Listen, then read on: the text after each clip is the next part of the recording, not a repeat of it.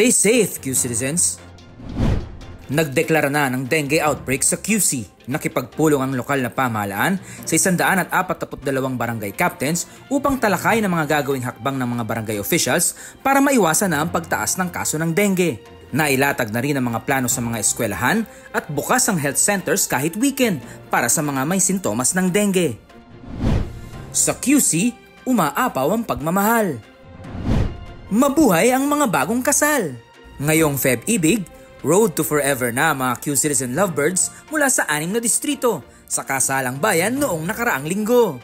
Mas napuno naman ang pagmamahala ng QC My Center dahil sinundan ito ng commitment ceremony para sa LGBTQIA+ community. Naghandog ng libreng sakay sa Q City Bus ang pamahalaang lungsod para sa mga newlywed sa kasalang bayan. Pinailawan naman ang harap ng main building ng Quezon City Hall bilang selebrasyon ng Araw ng Mga Puso. Puno rin ng eco-friendly decorations at ilaw na may temang pag-ibig ang Quezon Memorial Circle. Opisyal na nagtatrabaho ang dating person deprived of liberty sa tulong ng Park Inn by Radisson North EDSA at Quezon City Government. Si Marisa ay isa sa mga nakatapos sa 100-day basic housekeeping skills training noong 2024. Pinarangalan ng Quezon City Government ng Seal of Good Education Governance dahil sa mga programang nagpapatibay ng kalidad ng edukasyon sa lungsod. Sa QC, progresibo bawat proyekto.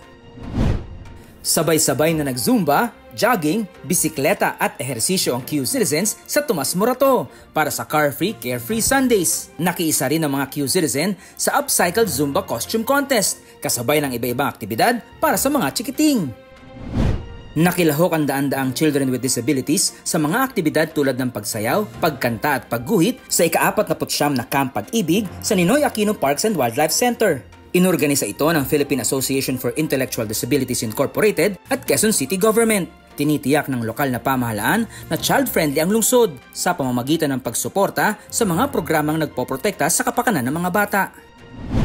Sumailalim sa Incident Command System Executive Course sina Mayor Joy Belmonte at City Department Heads na bahagi ng QC Disaster Risk Reduction and Management Council. Layunin nitong turuan ng mga opisyal kung paano magbigay ng mga solusyon sa mga kalamidad na maaaring mangyari at paghahanda sa malalaking aktibidad sa lungsod. Nakatanggap ng scholarship mula sa Bloomberry Cultural Foundation Incorporated ang ilang caregivers sa Barangay Bagong Pag-asa sa ilalim ng Technical Vocational Caregiving Scholarship Program. Isinagawa ang Aklat sa Puso, book sale at seminar tungkol sa pagtula sa Quezon City Hall bilang selebrasyon ng Hearts Month at National Arts Month. Bukas na ang World Kitchens sa QC. Dumalo rito ang ilang opisyal bilang kinatawan ni Mayor Joy Belmonte. Mayroon itong 15-show kitchens na pinatatakbo ng international chefs. Nag-inspeksyon ng iba-ibang ahensya ng gobyerno kasama ang alkalde sa Commonwealth Market upang tiyakin na nasusunod ang maximum suggested retail price. Kabilang dito ang presyo ng mga bigas, gulay, karne at isda. Personal na nag-abot ng tulong pinansyal si Mayor Joy sa mga pamilyang biktima ng sunog sa Barangay Santa Monica, Barangay Culyat at Barangay Apolonio Samson. Nakatanggap ng 10,000 piso ang homeowners habang 5,000 piso naman sa renters at sharers. Nag-alay ng banal na misa ang lokal na pamahalaan kasabay ng kapistahan ng Our Lady of Lourdes. Nakatanggap ang mahigit 500 solo parents ng Solo Parent Subsidy mula sa QC Social Services Development Department. Nakiisa ang alkalde sa Girls in STEM Robotics Workshop bilang pagdiriwang ng International Day of Women and Girls in Science. Layo ng proyekto na hikayating luminya sa science, technology, engineering and mathematics ang mga kabataang kababaihan. Umikot ang iba-ibang departamento ng lungsod, katuwang ang Commission on Elections sa 6 na distrito upang maisagawa ang Oplan Baklas na alinsunod sa Quezon City Ordinance No. SP 2021 Series of 2010. Kinumusta ni Mayor Joy ang mga residente at kawani ng Barangay Bagong Pag-asa kasabay ng flag raising ceremony kasama ang pamunuan ng barangay. Dinaluhan ni Mayor Joy Belmonte ang misa sa Basilica Minore de San Pedro Bautista bilang selebrasyon ng kapistahan ng San Pedro Bautista. Nakatanggap ng tulong ang mahigit 800 pamilya mula sa Barangay Pansol ng proyektong pailaw at patubig mula sa lokal na pamahalaan. Tiniyak ng lokal na pamahalaan na maayos ang Tandang Sora Women's Museum bago opisyal na buksan ngayong February 19, kasabay ng pagdiriwang ng National Arts Month. Welcome to QC!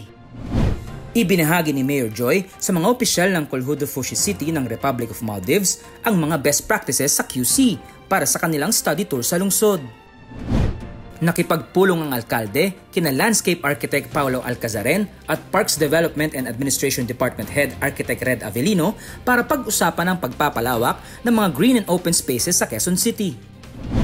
Tinalakay sa pulong ni Barangay E. Rodriguez Punong Barangay Lakay Buena Agua kay Mayor Joy ang programang pabahay sa kanilang barangay. Nakipagpulong ang Quezon City People's Law Enforcement Board sa District Action Officers upang talakayin kung paano mas mapapabilis ang pagtugon sa mga reklamo ng Q-Citizens laban sa mga abusadong miyembro ng Quezon City Police.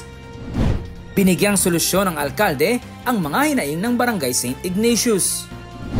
Bumisita sa Quezon City Hall ang baseball at football athletes ng Ateneo de Manila Grade School at High School na magiging kinatawan ng lungsod sa 2025 NCR Meet sa Marso. Mainit na tinanggap ni Mayor Joy ang mga kinatawan ng Presidential Commission for the Urban Poor. Layo ng pagbisita na ibahagi ang mga programa ng PCUP sa QC. Bumisita ang Metropolitan and City Judges Association of the Philippines kay Mayor Joy upang imbitahan ang alkalde sa darating na MET-CJAP Annual Convention.